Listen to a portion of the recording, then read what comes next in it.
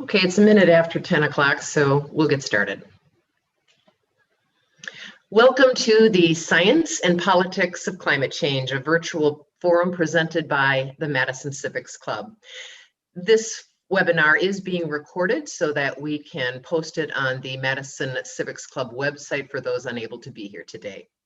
I'm Joy Cardine, co-chair of the Madison Civics Club, along with Trish Yacarino, who is running the Zoom webinar. We have been looking forward to hosting this program for nearly 2 years now. It was originally set up for our 2019-2020 season, but had to be postponed because of the pandemic. We thought we might have to postpone again because we knew we wouldn't be ready for a large in-person gathering with food and drink as we typically do for the Madison Civics Club this month.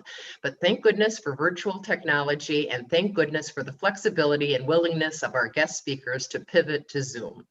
Our first speaker, meteorologist Bob Lindmeier, will talk about the science of climate change.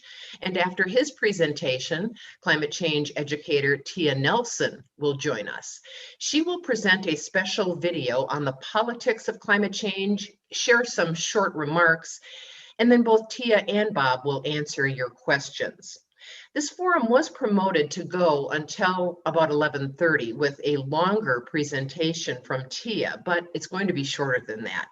Some of you know that Tia's mother passed away a few weeks ago, and she has been traveling and making final arrangements, and her heart and mind was understandably not on preparing a formal speech. I told her that you would certainly understand, and you would understand having an abbreviated presentation, and we are grateful that she is still going to be with us a little bit later in the program. So let's begin. Bob Lindmeier served as chief meteorologist for WKOW-TV since 1989. In January of this year, he took on a new role as station ambassador and senior chief meteorologist. Bob celebrated his 40th anniversary at WKOW last year. He started in 1980 with Channel 27's Weather Central.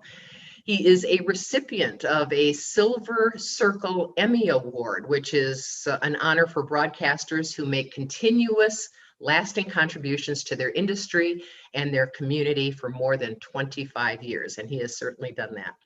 Bob is also a member of Citizens Climate Lobby, a nonprofit and nonpartisan organization focused on national policies to address climate change. He also educates and advocates against climate change during his weather broadcasts. He also has given numerous presentations to school and community groups. We are so glad to have him with us today with the Madison Civics Club.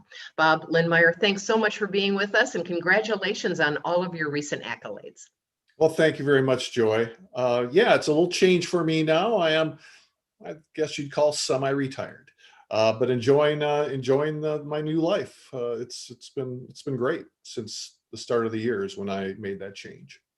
So thank you for joining us this morning on what's going to turn into a rainy, cool day. It's been cool, as you know, lately, but it's going to be rainy this afternoon, tonight, and into tomorrow. So a little short-term forecast for you. The reason that I'm here talking to you today is because of my concern about our climate and how it's changing. I'm alarmed, and I'm hoping that by the time you're done listening to me speak today, that you'll share my alarm and concern as well. Over the years, I've been a meteorologist that's been concerned about the short term, about forecasting basically about the next week or so for my viewers. But I've also been keeping track of what climate scientists have been saying and the research they've been putting out over the last couple of decades. And I was becoming more and more concerned and alarmed. However, I was not seeing the same amount of alarm or concern within the general public. There's a disconnect going on there.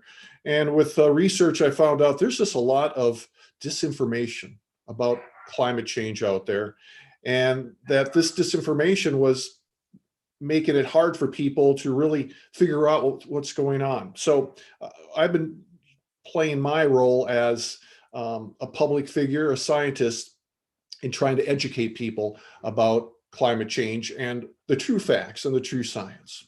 So I'm going to go ahead and start my presentation now. All right. Our changing climate is simple, it's serious, and it's solvable. It comes down to those three words. So I'm going to tell you about each of these words and expand upon them more. Climate change is simple. It really is. Over the eons, over millions of years, we've seen our climate changed, but the primary driver of our climate change was changes in sunlight intensity.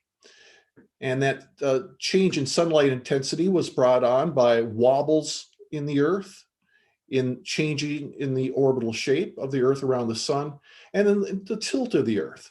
These changes have been very subtle, but over thousands of years, it's been enough to make our climate change significantly. We've come in and out of ice ages repeatedly, and it was because of these changes in sunlight intensity.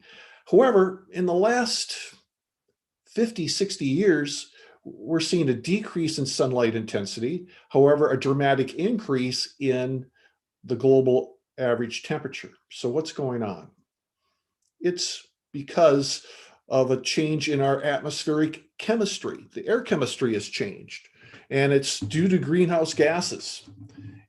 And this is an old science. Evidence that the CO2 is a greenhouse gas really goes back to the 1800s by a number of scientists going into the early 1900s. They were able to determine that carbon dioxide is a greenhouse gas, and Savant Arrhenius actually predicted the outcome of increasing greenhouse gas concentrations remarkably accurately. So this is an old science. We're to the point now where human-caused climate change is widely agreed upon. It has been actually for the last couple of decades, but 97% of actively published climate scientists agree that human-caused climate change is happening, and virtually 100% of research studies published by peer-reviewed scientific journals find that human-caused climate change is happening. The key here is peer-reviewed scientific journals. So when you go on a search engine and try to find out on your own what's going on with our climate, it's really important to see the source of that material because, again, there's a lot of disinformation out there. It looks very convincing, but the fossil fuel industry has been the primary driver of this disinformation, and they've gotten very good at it. So it is simple. It's the burning of fossil fuels that is causing CO2 concentrations in the atmosphere and the other greenhouse gases as well to rise. And that in turn has caused temperature rises in our atmosphere and in our oceans. This is without dispute within the scientific community. The political world, different story, but scientific community, these are established facts. Going into this a little bit more, our atmosphere is 99% nitrogen and oxygen with these important trace amounts of greenhouse gases. And those are water vapor, carbon dioxide, methane, and nitrous oxide. Now, water vapor is an important greenhouse gas, but it's not a driver of change. The drivers of change are carbon dioxide, methane, and nitrous oxide. Those are the three gases that we're seeing an increase in their concentrations in the atmosphere. Keep in mind, greenhouse gases are very important in making our world livable. If we didn't have the greenhouse gases, our Earth would be an ice ball. But we are seeing the concentrations now out of whack, and we're having to live with these consequences. Greenhouse gases last a long time. Methane stays in the atmosphere 10 years. It's the most powerful greenhouse gas by far. Nitrous oxide, also a greenhouse gas, 100 years. Carbon dioxide stays in the atmosphere once it's up there over 1,000 years. So every time we reach a new level of carbon dioxide concentration, that's something that we're going to have to live with for many, many generations to come, unless we figure out a way to extract that carbon dioxide. Climate scientists have gotten very good at reconstructing past climates. This is important to put what's happening now in its proper perspective.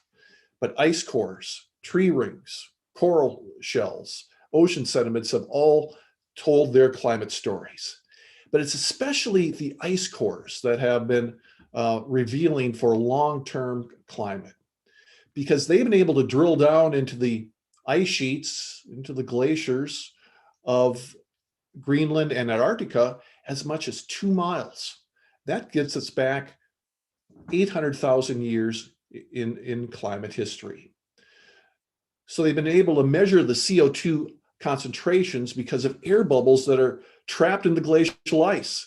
Again, you go down 2 miles, you're at 800,000 years in the past. They're able to extract the air from those bubbles, and that tells them the air chemistry from as far back as then. So we have this very reliable record that goes back hundreds of thousands of years. And this is what they found out, how the atmospheric carbon dioxide concentration has changed. So this is parts per million going back 800,000 years. And you can see that was bouncing between about 200 to 300 parts per million for all these hundreds of thousands of years until our very recent past. We've seen this very big spike. These changes are natural variation. Sunlight changes due to what I described before, and orbital variations have been one of the drivers of carbon dioxide change. But now we're seeing this big change. And put this in a different perspective, this is changes in carbon dioxide per 1,000 years. And it shows how it was only changing between -20 to +20 at most until the last 100 years, when we've seen it change in a dramatic big way. So let's expand out that big spike from 1880 to 2019.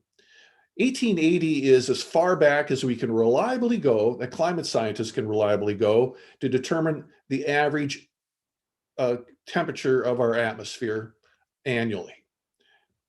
And you can see it was kind of a linear growth, but now it's turned into an exponential increase in parts per million. So again, as the Industrial Revolution got going more and more, and as we started to pump more and more of the greenhouse gases into the atmosphere at an accelerated rate, you can see how carbon dioxide concentrations have come up. It's now much higher than it's ever been in 800,000 years, and climate scientists are confident it's been at least 15 million years since CO2 concentrations have been this high. In my lifetime, it's gone up over 100 parts per million. It's increased 25%. And these are just blinks of time climatically. And this has climate scientists very alarmed and very concerned, because this is driving up our average annual temperature. Yeah, we can go back up to about 1880 to reliably measure temperature, okay? And it's been going up and down as natural variations occur year to year, but you can see what the trend has been. So on the left side, we have degrees C. So we've seen our average annual temperature increase about 1 degree C, 1.8 degrees Fahrenheit since the start of the Industrial Revolution. Now you might say, well, what's the big deal about 1 degree C? We've seen our average daily temperature fluctuate many degrees C, many degrees Fahrenheit. But keep in mind, the last time we were in an ice age, when we had an ice sheet about a mile high over us right here, our average annual temperature was about 6 degrees colder than it is right now, just 6 degrees. So these 1 degree increments of change are a big deal. So to sum it up, burning fossil fuels has put carbon dioxide in the atmosphere. And by burning coal, oil, natural gas, humans are warming the planet. Just to put that average annual temperature increase in a different perspective, let's take a look at the departure from normal of the global temperature. And this is from 1880. Then they're using 1880 to 1910 as the baseline average when the Industrial Revolution was getting going. And you can see that as we've gone on in time, and especially over the last 50 years or so, we've seen that departure from normal increase a lot, dramatically. The 10 hottest global years on record have all occurred since 2005, and indeed since 2013, every year has been a new record hot year. And this warming of our atmosphere due to the burning of fossil fuels is having serious implications. It's causing the temperature of our oceans and the atmosphere to rise, and that in turn is leading to rising seas and in increasing wild weather. In wild weather, and by that I mean extreme weather events, are increasing in frequency and in intensity. Because essentially, by warming the atmosphere, you're supercharging the atmosphere. You're putting additional fuel in the atmosphere, and this fuel is just driving these extreme events more and more. In regards to sea level rise, the question is, where are we going to go from here? And this is going back from 1800, showing the sea level rise has been slowly but steadily increasing, but it's forecast to rapidly ramp up as land ice continues to melt and as oceans expand as temperatures rise. But these are all different scenarios based upon how much fossil fuels we continue to burn. The case of just doing as we are doing now, of business as usual, is the red line. So that's an extreme projection. But it shows that by the end of the century, we will have added 8 feet of ocean level. If we can keep that increase in the burning of fossil fuels at a flatter curve and really start to change that curve, we can keep that sea level rise a lot less. But it's inevitable. The seas are going to rise. It's just up to humans as to how high we allow that sea level rise to occur. We'll hone down a little bit. Let's take a look at the United States. And again, this warming of our atmosphere, how's that showing itself? Well, it shows itself in record highs and lows. The red are record highs, the purple are record lows. You see through the 1950s and into the early 60s, we weren't seeing too much of a change. They were pretty consistent, the ratio. But you can see what's been happening, especially since the 1970s. We're seeing a steady decrease in record lows, a steady increase in record high temperatures. And drilling down even more, here's Madison. And it shows, again, record lows were really dominant, especially through the 1950s or so. We had a period of relatively cool weather. But since we've really increased fossil fuel production and increase in injected more greenhouse gas to the atmosphere at an accelerated rate, record highs are now much more dominant over record lows. Last year, there were 67% more record highs than record lows in Madison. And keep in mind, as I stated before, the average global temperature has increased 1.8 degrees Fahrenheit since the start of the Industrial Revolution. But that warming is not even across the world.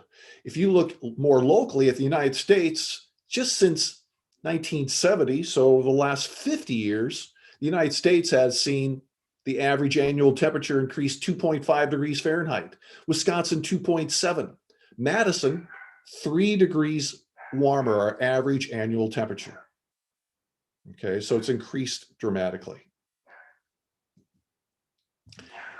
And so this is showing itself in our seasons. They're changing. Our summer season is expanding. Winter is shrinking. It's winter where we're really seeing a change in our seasons. In Madison, our average wintertime temperature has increased 5 degrees Fahrenheit in the last 50 years. 5 degrees. Again, the spike shows how annually natural changes make it go up and down, but the trend line is there, 5 degrees warmer. And because of that, we're seeing more days above normal. Now we experience 2 weeks more days of wintertime temperatures above normal than we did back in 1970. We're seeing shorter cold snaps. Our cold snaps on average are 7 days shorter, a full week shorter than they were in 1970. So the winter season is where locally we've really seen our climate change. Less extreme cold. The lowest temperature each year used to average 22 degrees below zero back in 1970. It's now 12 degrees below zero. It's 10 degrees warmer. Now you might say, well, Bob, is that so bad? I mean, our heating bills are not as expensive. No, that's true, but there are other implications of this winter warming. One of the big ones is more insects carrying disease survive winters. We're seeing invasive species come up that can survive our winters because they're not so cold anymore. We're seeing fruit trees blossom too early. That increases pollen production. We're seeing less snow for winter business. Of course, snow and ice are huge drivers of our economy in Wisconsin, just brought in through winter recreation. And speaking of ice, the ice cover of our lakes is not nearly as in long duration as it used to be. Lake Mendota is the most heavily researched freshwater lake in the world. And they've been able to observe the amount of ice, the duration of ice on the lakes since 1850. How many days does it last? And back in 1850, it was as high as 150, even 170 days of consecutive days with ice covering the entire lake. Look at how it's decreased as we've seen our average wintertime temperature increase. And in fact, we are now at about 40 days less in terms of ice coverage in area lakes. If you're an ice fisherman, this has been in fact impactful. Our spring season is warming as well, not as dramatically as winter, but it's warming fast. And this is having big implications. We're seeing insect pollination mistiming. We're seeing plants sprout earlier, again, with more allergies coming in earlier. We're seeing birds' food supplies disrupted because evolution's not keeping up with climate change. So the birds and insects that are part of what we've always had around here are coming in and the food's not there as they expect it to be.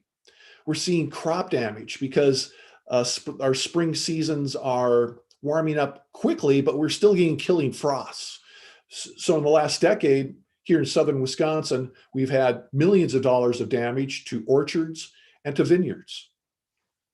So again, locally, we're seeing a lot of impact from our warming climate.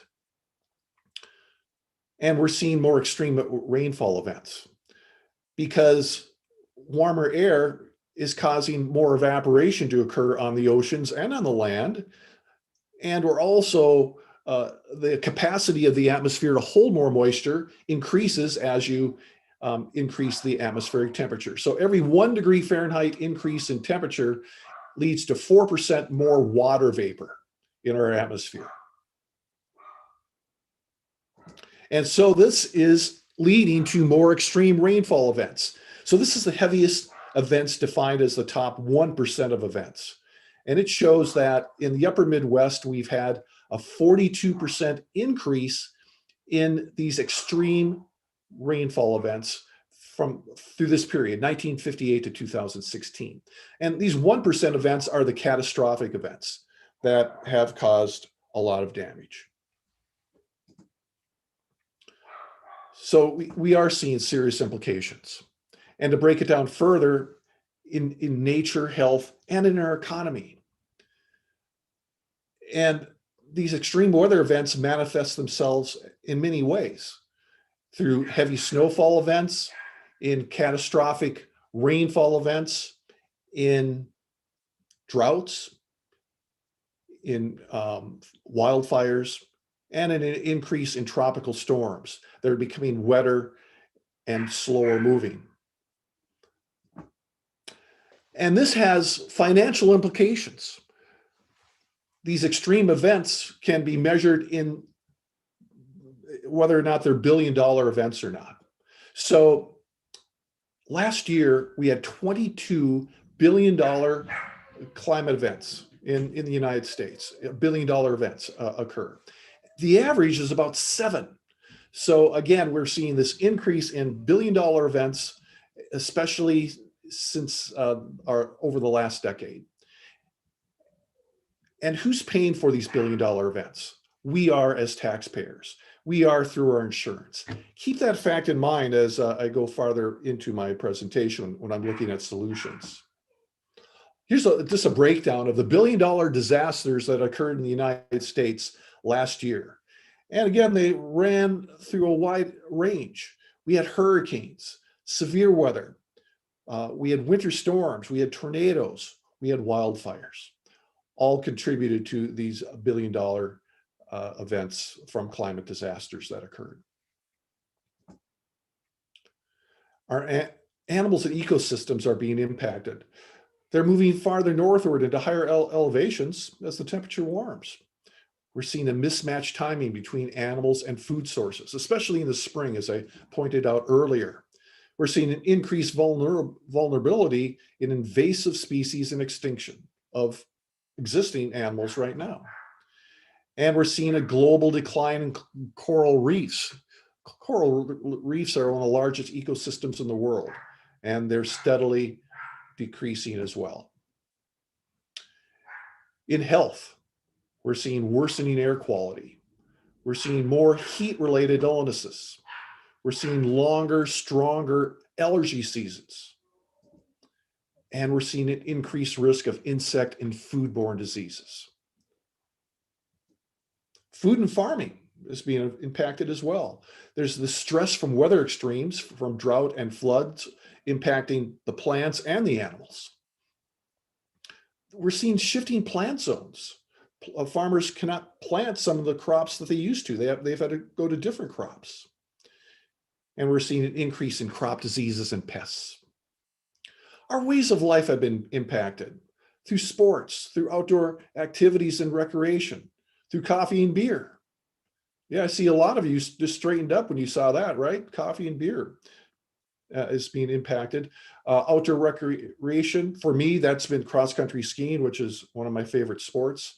This last winter was one of the best ever in 10 years, but before that, we had bad winter seasons when it came to snowfall and cross-country skiing. Just to go into some more local effects of our warming climate and how that's manifesting itself in what we're experiencing here in southern Wisconsin. We're seeing algae blooms increase with climate change because we're having these heavier precipitation events that wash additional nutrients into the water, and we're seeing the waters themselves warm. So when you put that together, this favors the growth of some types of toxic algae. So we're seeing more algae events, we're seeing more toxic algae, and of course we're seeing this on area lakes every summer as they are closed down. Poison ivy, if you like to hike, you have to be careful about this. The toxicity of poison ivy has really increased a lot. Back in 1950, it was 15 milligrams. Now we're up to 40.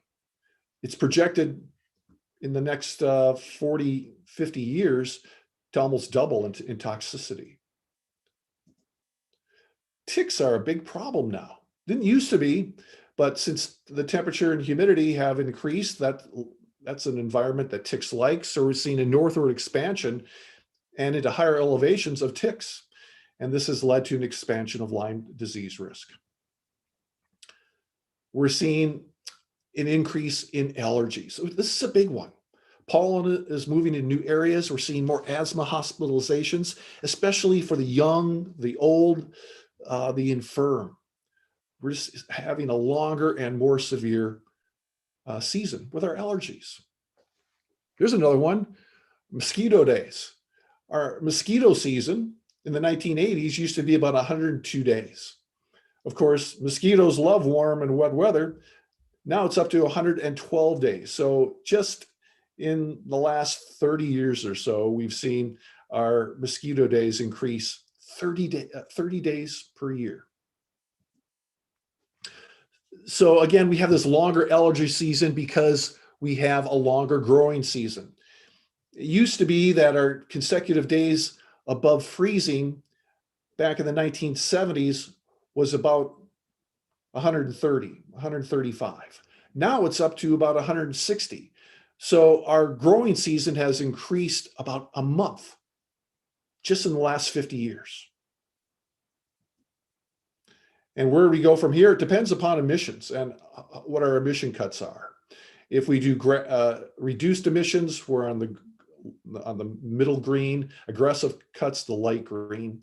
But if we continue on the path we are right now, which is the dark green of higher emissions, we're going to see grass pollen production more than double and possibly triple just in the next 50 years. So, and it's just not, what we're experiencing locally in the next 50 years. It's what's going to happen through the end of the decade and to the end of the century, I mean. So if we go up another 0.5 degrees Celsius, 2.7 degrees Fahrenheit altogether, we're going to see an 8.5 to 30-inch increase in sea level by the end of the century.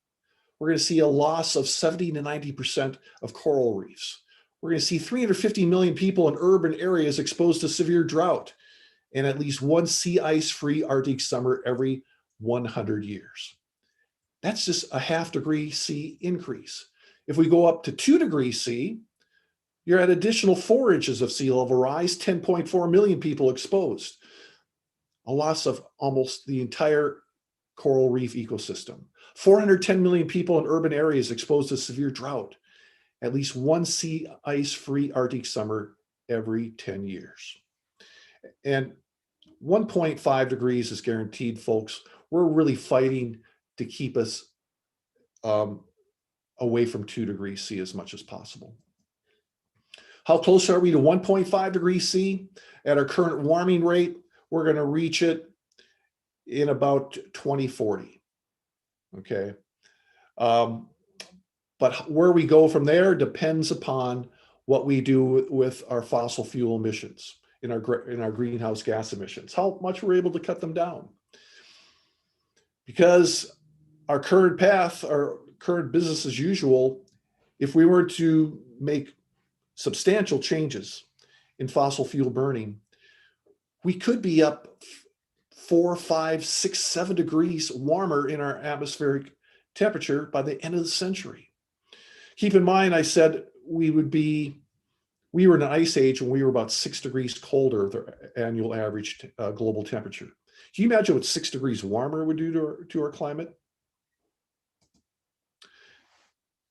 Locally, that business as usual path would give Madison a summer which is 11.5 degrees Fahrenheit warmer by the end of the century, giving us the summertime climate of Alexandria, Louisiana.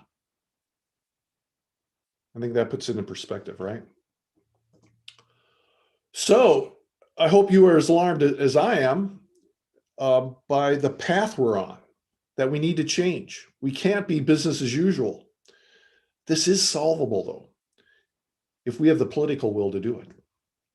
We need to make big cuts fast in CO2 emissions in all the greenhouse gases through the transition from fossil fuels to renewable energy sources.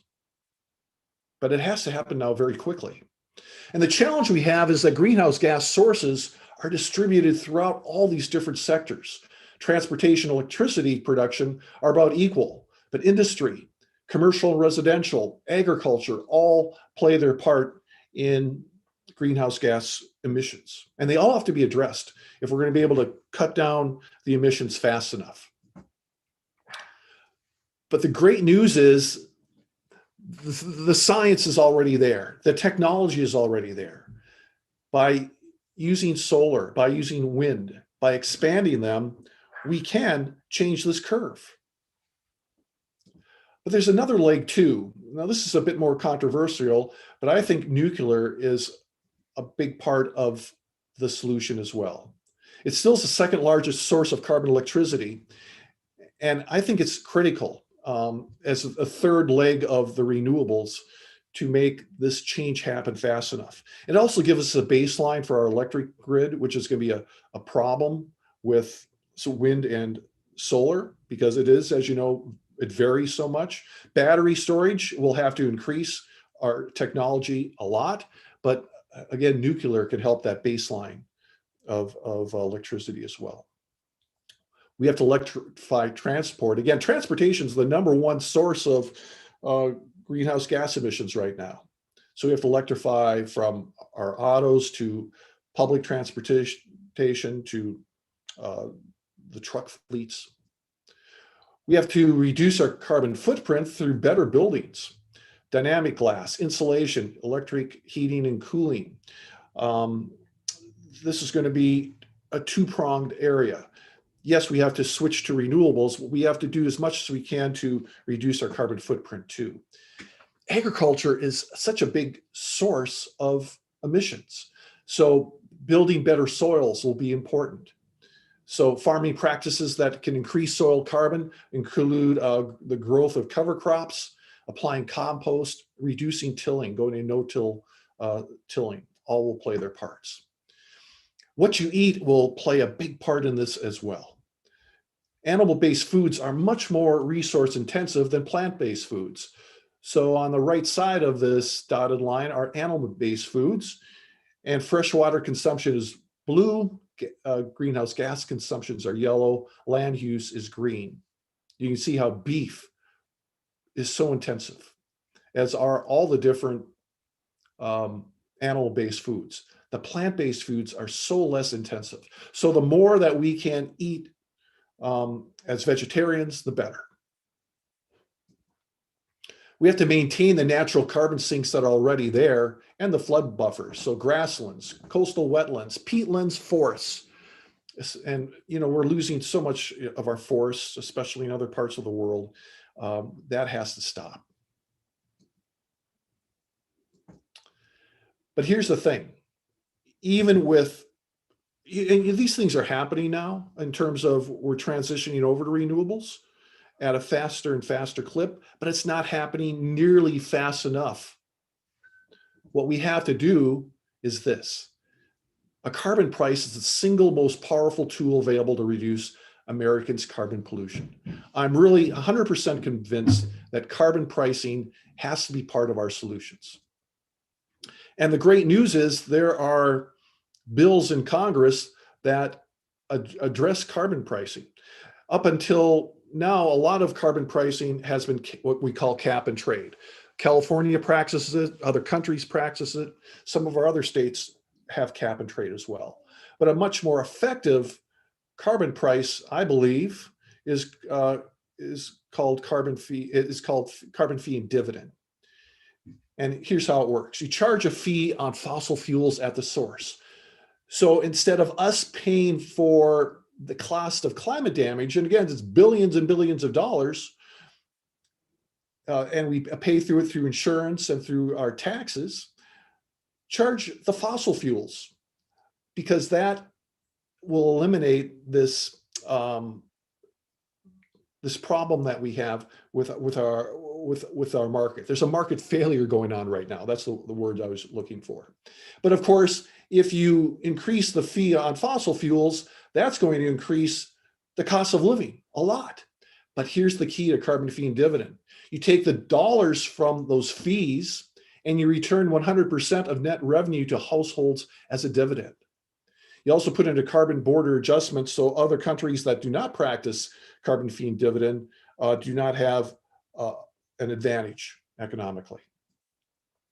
The benefits are that it gets us to net zero by 2050. We're going to be into affordable clean energy. We're going to save lives, and we're going to put money back in our pocket. Let's just hit those a little bit. The Energy Innovation Act emission reductions looks like this. Right now, the percent of covered greenhouse gas emissions being business as usual through 2050, we're essentially flat, okay, in terms of CO2 reductions. If this act would be enacted, we would by 2050 have reduced our CO2 emissions, our greenhouse gas emissions, by 90%, 40% in 12 years, 90% in 2050. IPCC has a goal of limiting the average annual temperature of the Earth to 1.5 degrees C. That gets us almost there by itself. Not completely, it will need other assistance, but it'll almost get us there. In terms of 2.0 degrees C, it requires 70% reduction. We more than get there. So this act is so beneficial. So essentially, we're at net zero by 2050. We're at 30% less carbon emissions just in the next 5 years. It's a job creator through affordable clean energy. Today, we pay out $800 billion in annual costs for an environmental and health harms of fossil fuels. In the future, clean energy jobs created in local communities. This is a job creator. And it creates a so much more healthy environment. Today, 350,000 lives are lost each year due to air pollution. In the future, 4.5 million lives are saved over the next 50 years thanks to clean air. And families get paid. This puts money back in people's pockets, in families' pockets. Today, there's no money paid out in carbon dividends. In the future, close to $3,000 in annual dividends for a family of 4 by year 10. And what research has shown is that for low and middle income households, you're actually going to have money left in your pocket after paying for your increased costs of living from increase in energy costs. That money goes into our economy. There's an organization, a nonprofit called Citizens Climate Lobby, which I'm part of, that's laser focused in carbon fee and dividend legislation. If you're looking for an organization to join, I really recommend it. Back in the days when we could actually get together, this was 2 years ago, we have our annual meeting in Washington, D.C., and we have a lobby day in one of those days. So this is about 1,000 of us. We get together in the morning, we take this picture. I'm actually in this picture someplace. But then we divide up and go to all of our house, all the representatives in the House, all the senators, and speak to them about carbon fee and dividend legislation. I'm almost done here. I do want to say that the Paris Agreement is so important. Of course, it's just not the United States, it's all the countries of the world, which are now part of this agreement that have to do their part. Right now, the Paris Agreement doesn't have much teeth in it. It's not enforceable. Every country can set their own goals. But the idea here is every 2 years we meet, we make those goals more stringent, and we make it more enforceable. But the United States has to lead this effort. If we're going to make this happen globally, the United States has to lead. So, we've done big things before. Technology has to help us out a lot here in terms of battery capacity and storage has to increase for the electrical grid to work on renewables. We have to work on carbon sequestration. I think taking carbon out of the atmosphere is going to have to be part of this to keep us under 2 degrees Celsius, or hopefully to 1.5. In terms of what you can do, the number one thing that you can do is have conversations with your family, friends, and neighbors about climate change. It has to be elevated in our consciousness. It's that gorilla in the room that people have to become more and more aware of. So to sum it up, it's simple. It's well understood science that goes back to the 1800s. It's serious. Impacts are already being felt and will only accelerate. It's solvable. We have what we need to make changes. Why do I do this? It's for my kids and my grandkids. These are my 3 grandkids, Haley, Caitlin, and Juliana. They don't have the power to make these changes. We have to make them for them, because by the end of the century, if we don't, they're going to be living in a world that's largely not livable. So thank you very much. If you want further follow-up after the Q&A, you can reach me at boblindmeyer@gmail.com. Thank you so much, Bob. That was amazing and alarming. So thanks for alarming us, and for all that great information. We will get to your questions, your written questions for Bob, in just a few minutes after Tia Nelson presents her video and her remarks. Tia Nelson is an internationally recognized champion for environmental stewardship and climate change education. She spent 17 years with the Nature Conservancy in government relations as a policy advisor for Latin America, and later as the first director of the Global Climate Change Initiative. For this work, she received the EPA's Climate Protection Award in 2000. Tia returned home to Wisconsin to serve as executive secretary to the Wisconsin Board of Commissioners of Public Lands, which included a gubernatorial appointment to co-chair the Wisconsin Task Force on Global Warming. She is currently the managing director of Climate, or the Climate Program, at the Outrider Foundation. Outrider is a nonpartisan educational nonprofit committed to making the world safer and more secure. Many of you know, and I did announce at the beginning of the program, that Tia is the daughter of former Wisconsin Governor, U.S. Senator, and Earth Day founder Gaylord Nelson, and her mother, Carrie Lee Nelson, passed away last month at the age of 98. We are so thankful that during this difficult time that Tia was still able to join us, but I'm sure you will understand her remarks will be briefer than originally planned. She's going to present this short video, which has a very important message about the politics of climate change. And then she and Bob will answer your questions if you will type them into the Q&A section at the bottom of the webinar screen. Tia, thank you so much for being with us, and please accept our condolences on the loss of your mother. Thank you so much, Joy, and to Trish for her help organizing this. Bob, to you for your excellent presentation on the science and the solutions, which are so important. And I'm grateful for your audience taking interest in this discussion, which is so important.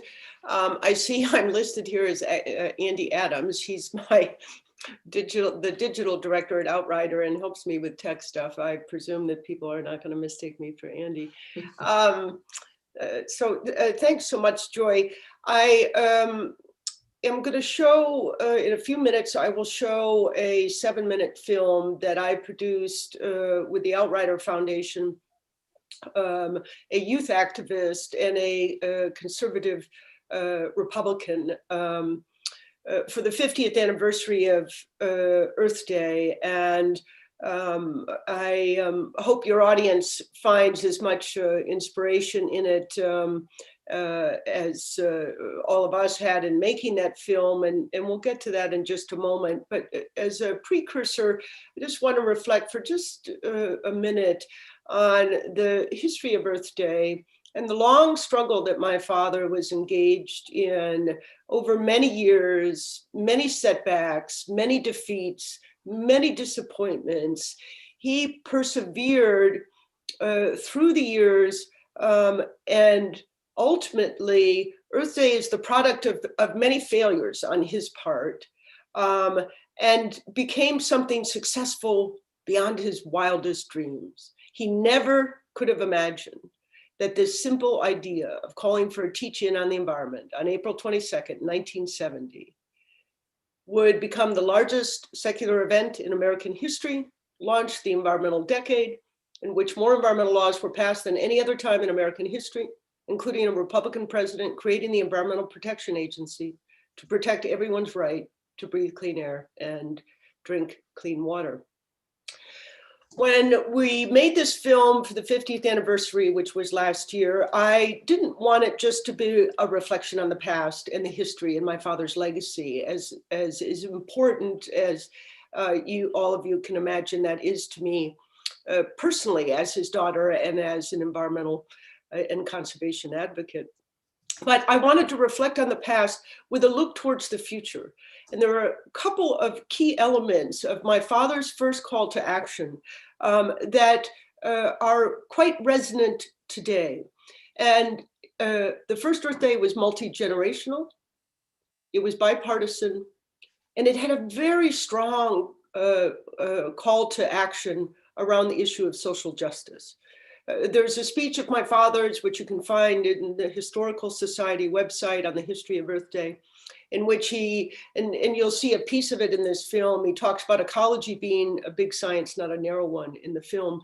And he goes on in another copy of the speech, which he gave many times that first Earth Day, in which he goes on to say the environment includes rats in the ghetto and public housing unworthy of its name.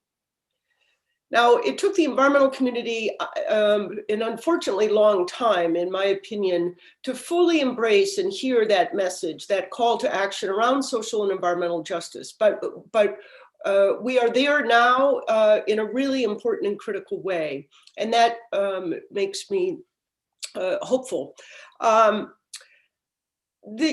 I prepared to make this film almost 2 years ago now, or a year and a half ago, I was personally in a very complicated dance between hope and despair, and I'm sure Bob lives in this space, as do all climate advocates. Hopeful because we know what the solutions are and great progress is being made, deeply concerned, and sometimes for me, a sense of grief about the paths not taken, the opportunities to act sooner, not acted upon. But we are at a precipitous moment in history, both in terms of the threat of climate change and the opportunity to address that threat and abate a whole series of other important challenges, from public health to social justice to a robust economy, good paying jobs, improvements in infrastructure, changes in our agricultural systems, clean energy investments and research. All of these pose great opportunities for us, not just to address the issue of climate change, but to address a broader quality of life theme. My mother, as I was working on Earth Day last year, and I felt an enormous sense of duty to tell my father's story and to give people a sense of agency and inspiration, to understand that my father was just a little boy from a little town in northern Wisconsin. He had a really big dream, inspired at the age of 10 years old, sitting on his father's shoulders in Amory, Wisconsin, watching a speech from Robert La Follette Jr. And Bob La Follette was speaking about social justice issues, making the world a better place, public service. My father decided then and there, at the age of 10, that when he grew up, he wanted to be a United States Senator and help make the world a better place. He expressed a concern to his father in the ride in that Model T Ford, that ride home from Amory to Clear Lake. And his concern was, he told his father, he was worried that by the time he grew up, Bob La Follette would have solved all of the problems and there would be nothing for him to do. So when you watch this film, I'll make some comments after the film and take your questions if you have any. And I think let's jump into the film, and then I'll make just wrap up some closing comments around the themes that are captured in it, and take your questions. And Joy or Trish, if you could hit play in the video, I'd be grateful. Okay, this is Trish. I'm going to unmute myself because otherwise I'm not sure if you guys will be able to hear. So hopefully my cats will be cooperative. Yeah, no All problem. right, let's see here. Whoops.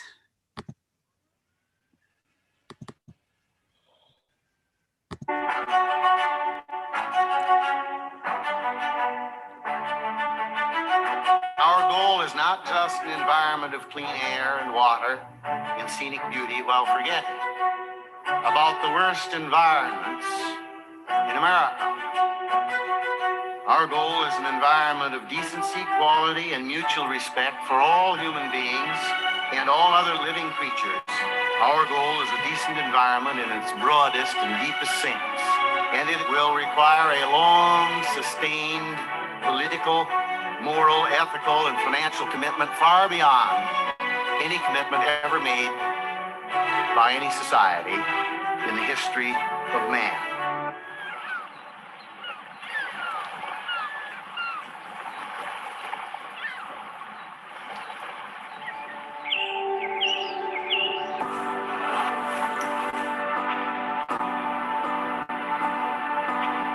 My name is Tia Nelson. I am the daughter of Gaylord Nelson, the founder of Earth Day. My father was an extraordinary dad. He was an extraordinary leader. Growing up as his daughter, it was mostly a great privilege, but also I felt a heavy sense of duty to public service and to making a difference with my life. I work for the Outright Foundation. Our goal is to educate people about big global challenges like climate change. One of my favorite quotes from my father heard on the eve of the first Earth Day in 1970. He said, "Ecology is a big science, not a narrow one. It's a big concept, and it is concerned with all the ramifications of all the relationships of all living creatures to each other and their environment." So when he talked about the environment, he talked about ecology and environment in the broadest sense, in the most inclusive sense. That idea resonated with students across the country. Collectively, they made a difference that was unforeseeable. This movement and this fight is about all of us, because what is more fundamental than the air that we breathe, than water, than the soil that we stand on, than the land that we love? Like, what is more fundamental to every single one of us than that? My name is Varshini Prakash. I'm from Boston, Massachusetts, and I am one of the co-founders of Sunrise Movement. We are building a movement of young people all across this nation to stop the climate crisis and create millions of good jobs for our generation in the process. And when I began looking back into what the first Earth Day was like, what it meant, the level of people who got involved, the kind of political action, I think for me, Earth Day now is about getting back to our roots. My father was brilliant at working across the aisle to build consensus. He knew when to compromise. He knew when to stick to his principles. Think of all of the important environmental laws that were passed after that first Earth Day, and they were passed with significant support from both parties. For 6 years, I said that climate change was nonsense, in as much as I represented Greenville-Spartanburg, South Carolina, probably one of the reddest districts, the reddest state in the nation.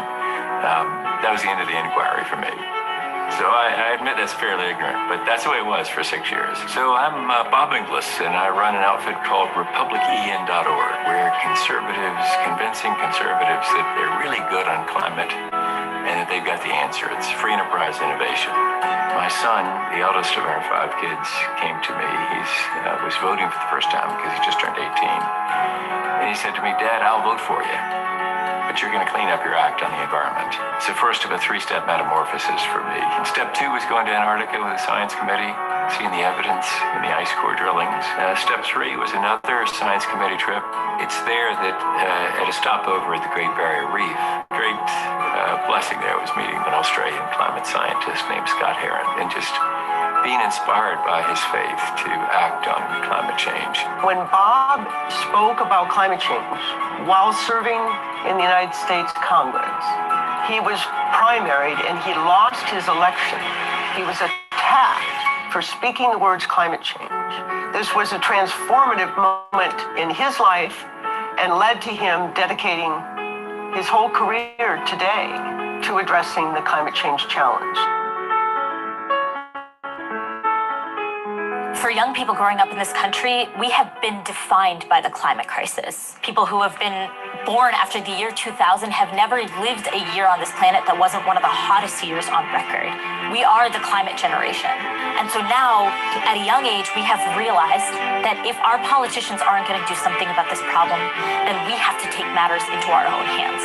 Through leadership of people like Varshini, the youth movement has been energized in the last year in ways that resemble what was happening almost 50 years ago when the first Earth Day occurred. There comes a place where activism drives even the crustiest old-timer to decide to get involved. I don't think there's any other issue viewed in its broadest sense, which is as critical to mankind as the issue of the quality of the environment in which we live. Environmentalism is not a partisan issue. Environmentalism is a quality of life issue for all of us. You know, I'm very optimistic about the future. I think we're going to solve climate change. It's going to be that conservatives come together with progressives to figure out we're literally in this together. This is about not just changing light bulbs, this is about changing our politics. And if anything, we will be successful because we do it together. I want the youth of today to know that I have done everything that I can to ensure on the 100th anniversary of Earth Day, we are celebrating a brighter future. We're at a critical moment in history. We have an opportunity to address the greatest environmental challenge of our time. Are we able? Yes. Are we willing? That's the unanswered question.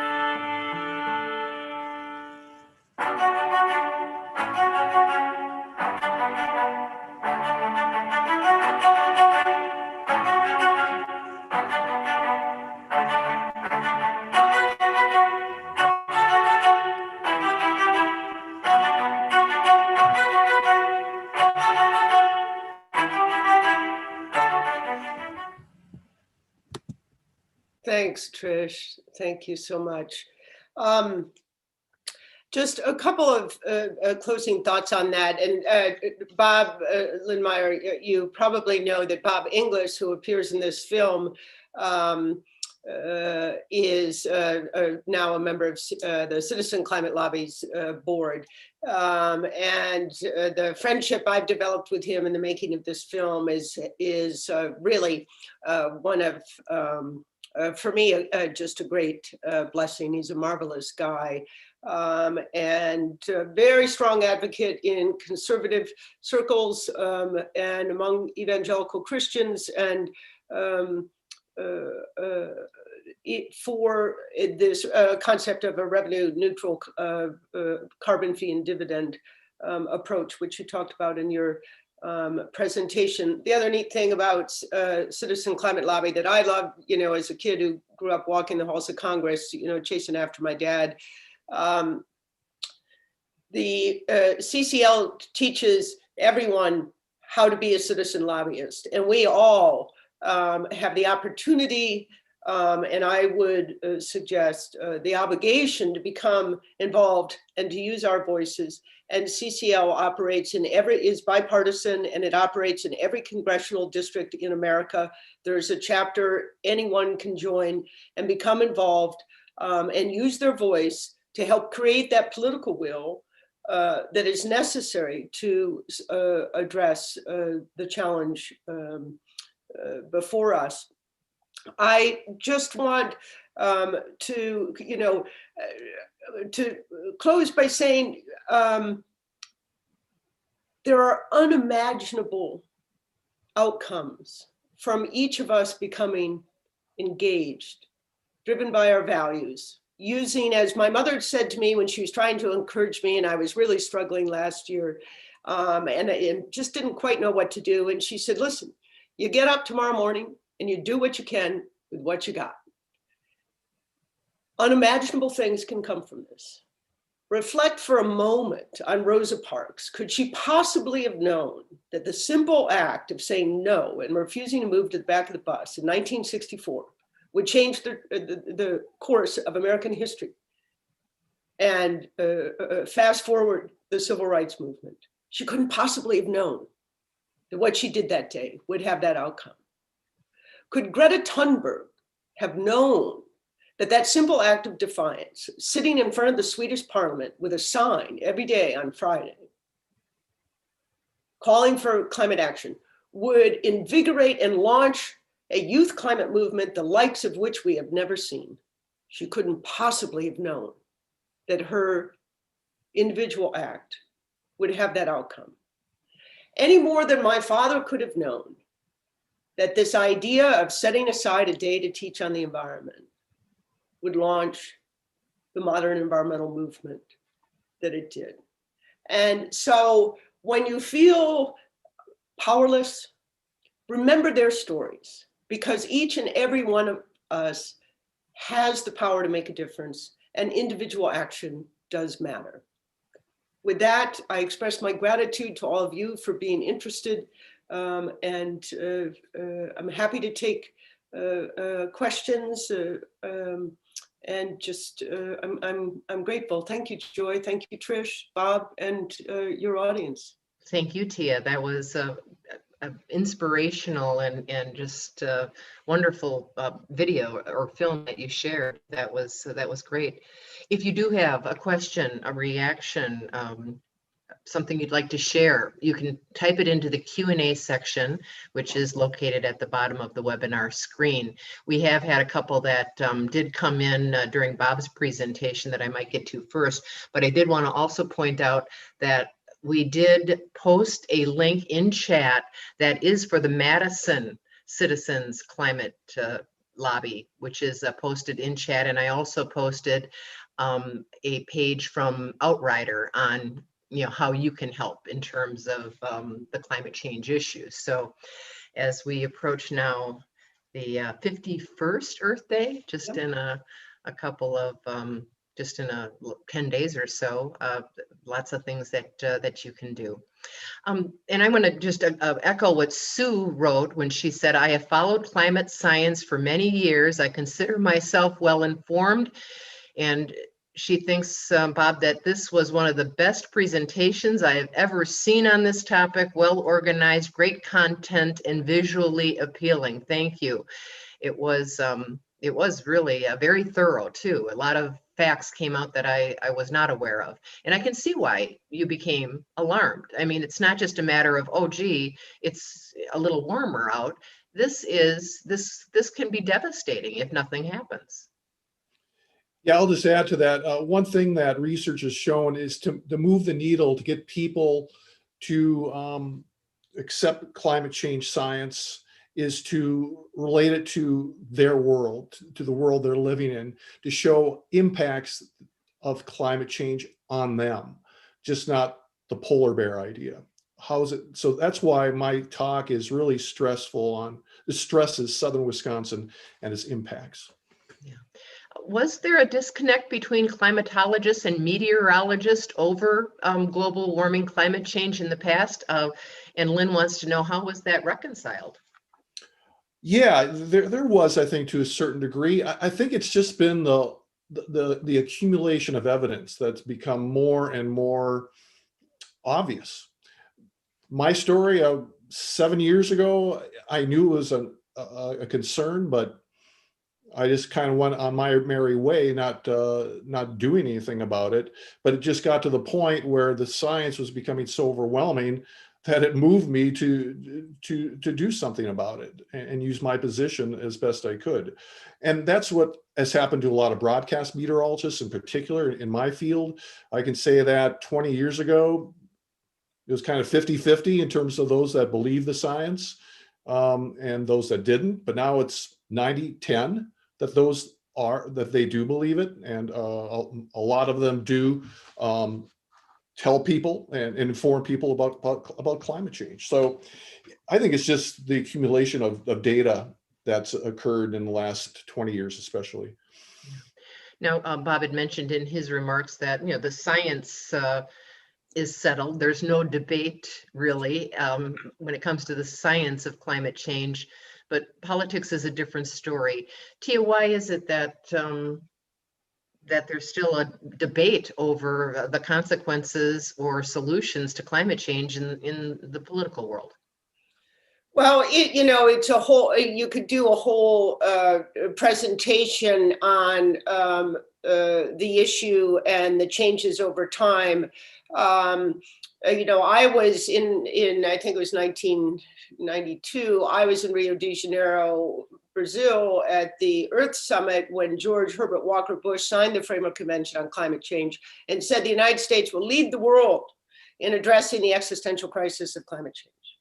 So it has not always been a partisan issue. There's a variety of theories, and like I said, I could talk for a long time about it, but won't. I also have to make note. I have another appointment, so I'm going to be short for time here. But what I take, it became very politicized. You know, there's a whole class about how Al Gore's engagement and making of the film and his, you know, the folks saw him as politicizing. They saw that as he became, because he was a defeated presidential candidate, and for a variety of reasons that somehow that contributed to the politicization. Certainly the fossil fuel industry ran a massive disinformation campaign, the likes of which we haven't seen since the tobacco industry tried to convince us that, you know, smoking cigarettes didn't make us sick. And they contributed heavily to political causes. Here's why I'm optimistic and absolutely certain the politics is shifting in significant ways, even if you are not seeing it on the, you know, hyperventilating talk shows. Yale Climate Communications Project polls on public opinion on climate change, I think it's twice a year for over a decade. If you ask a young Republican whether they care about climate change or how they rank their concern about climate change, you're going to see almost no difference between a young Republican and a young Democrat. There's a big difference in public opinion and acceptance of the need for swift action and government intervention as you go through the age groups. But young people, regardless of political ideology, care deeply about climate change because, as Varshini said, they've never lived a year in which they haven't experienced some noteworthy and record-breaking climate event. So that's why I'm optimistic. Bob English, it's why I reached out to Bob English to be a part of this film. You know, very conservative Republican, dedicating his life to addressing the issue of climate change. And I think that youth are really shifting the politics on this. And so that gives me some sense of hope.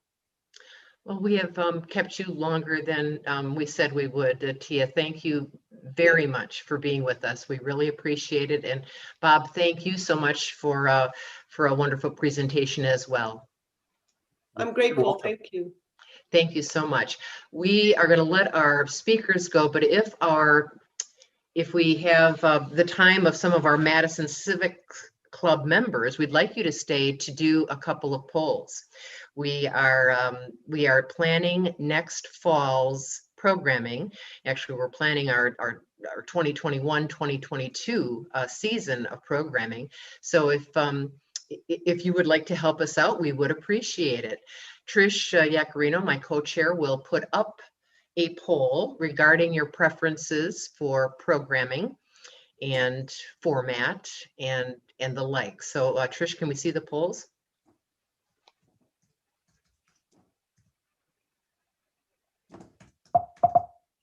Oh, there we go. All right, so you can vote through your Zoom screen on this. What is your preference for Madison Civic Club meetings for the fall of 2021 and the spring of 2022?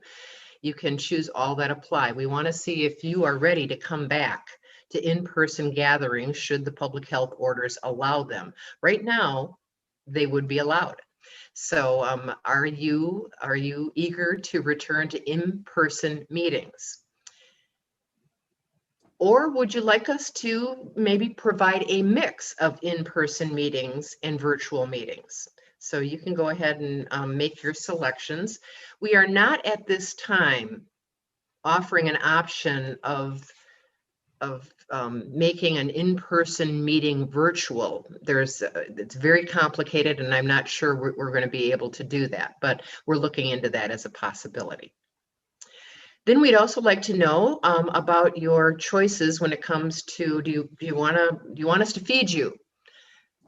Maybe you don't care. Would you like a hot breakfast or just a continental breakfast? You can let us know on that as well. And then pick your most favorite topics pick 3 of those topics, and we will try to follow up as best we can based on some of your preferences here. So, all right, well, looks like a lot of you have voted. You can keep on going, and we will look forward to having some of you send us your contact information to volunteer for the upcoming season. So send that to info@madisonCivicsClub.org, and we'll put you to work. All right. Well, I'm going to leave it there for now, I guess. That will be, thank you for joining us for the Science and Politics of Climate Change. We will post the recording of this webinar on our website, along with the other virtual programs that we did over the past 4 months. So thanks very much for being with us, and we'll see you one way or another sometime next fall. Thanks for being with us.